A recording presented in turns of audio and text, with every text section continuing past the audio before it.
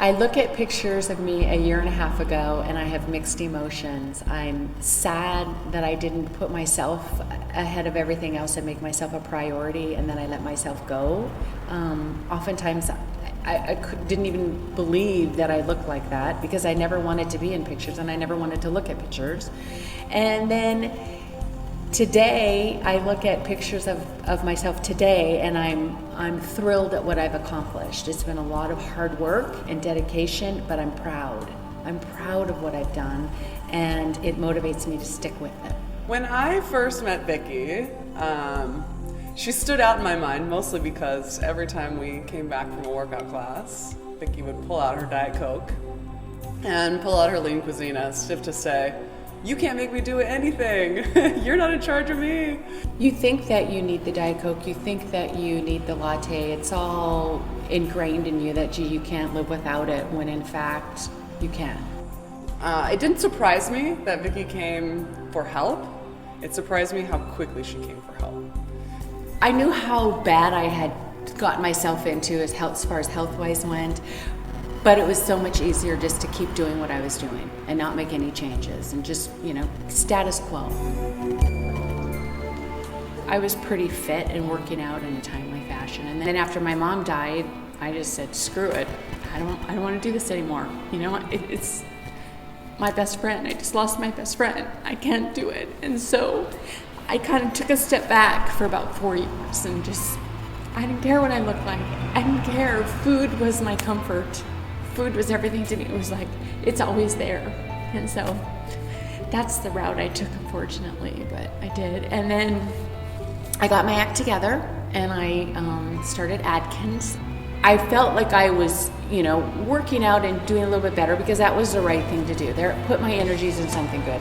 But then there were no limits on the food. I didn't really pay attention to anything. And I had already gained back the 80 pounds that I had lost from the Atkins. So it was kind of like, oh, what the heck?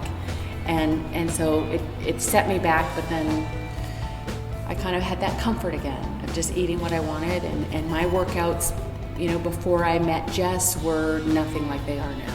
What I thought was a workout was 30 minutes on the elliptical. Woohoo, I'm done and let's go. I mean, now that's like a walk in the park. I love that she had that will that was like, this is my life. Get out of my way.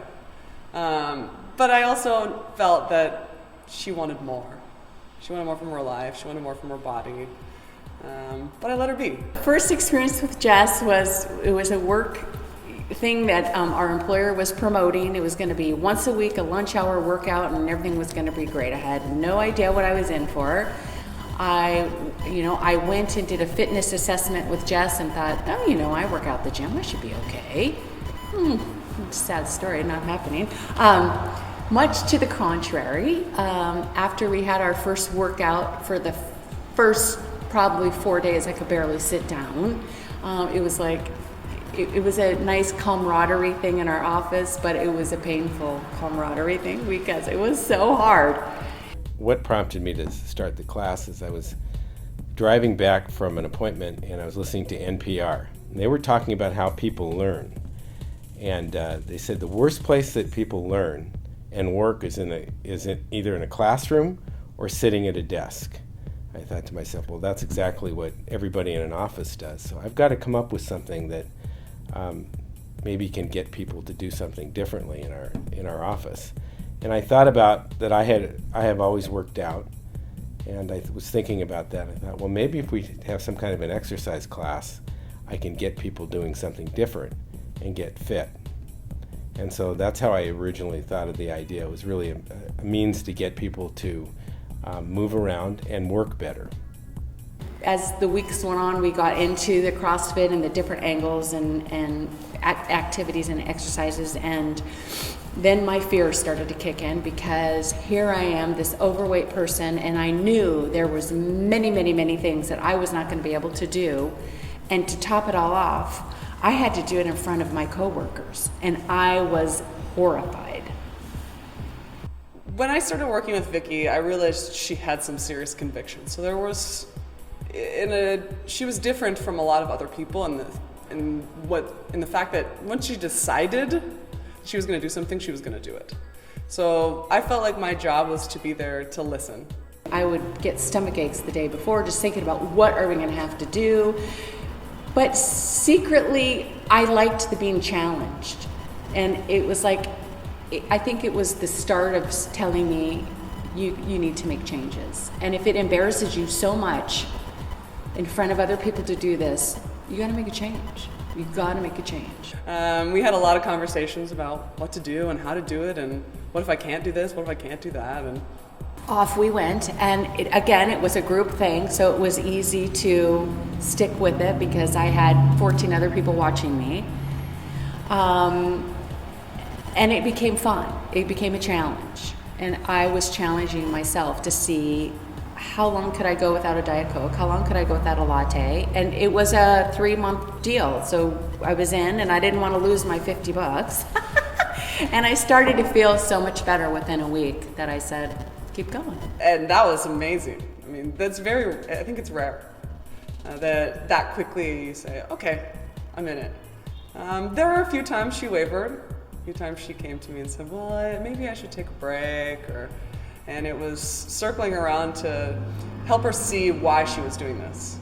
It wasn't just because she wanted to be thin. It was because she wanted to be healthy and happy, and knowing that she needed somebody there to help her. And so we'd talk about it and eventually get back to, okay, I'm ready to do the next month. By the end of the challenge, I'd lost 35 pounds. I didn't win the iPad, but I was like, I feel so good. And I'm just feeling really good about myself. But I know from past history that if I don't get some help, the 35 pounds will be right back. And so I went to Jess because I admired her, and she stuck with all of us throughout the Paleo Challenge and encouraged us. And I thought, you know what? She's gonna make me stick to this, and she's the person I need in my life to help me move along.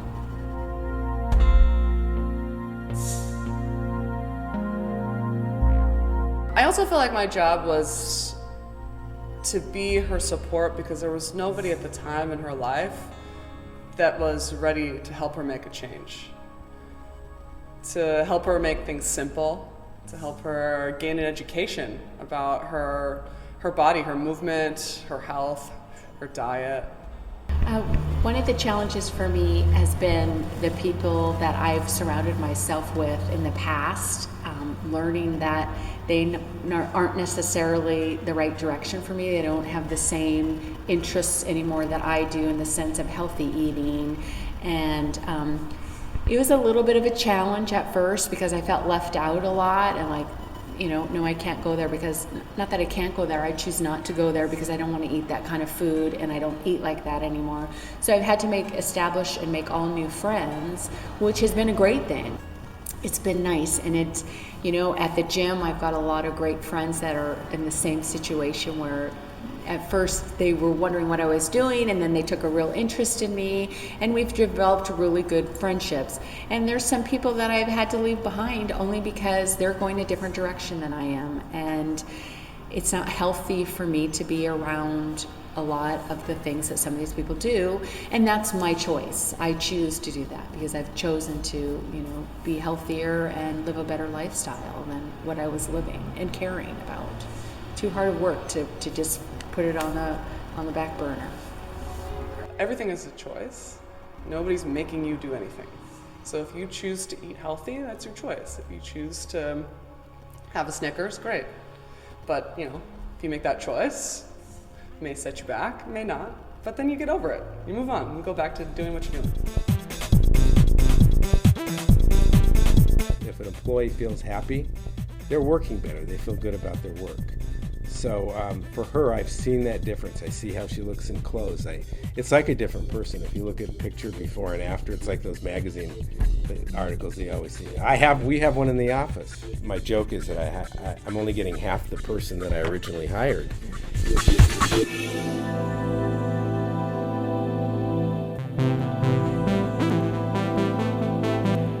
I've lost 132 pounds in almost a year and a half. She is in charge of herself. She can go anywhere and be confident in what she's doing. That she's been provided with tools to be able to sustain her life, whether another crisis happens. or not. And she has the skills. It's about you. It's what you want to do, not what anybody else wants you to do, but it's about you. And if you're ready to do it, jump on the bandwagon. It's never too late. You know, I'm 55 years old, and I'm doing it. And years ago, I would have said, "Oh no, you can't lose weight once you get over 50, hormones and all that." But that's not true. It might be a little bit more challenging, but you can do it, and you'll be so happy. Once you've made that decision, you're going to feel so much better and so much healthier that it'll become easy.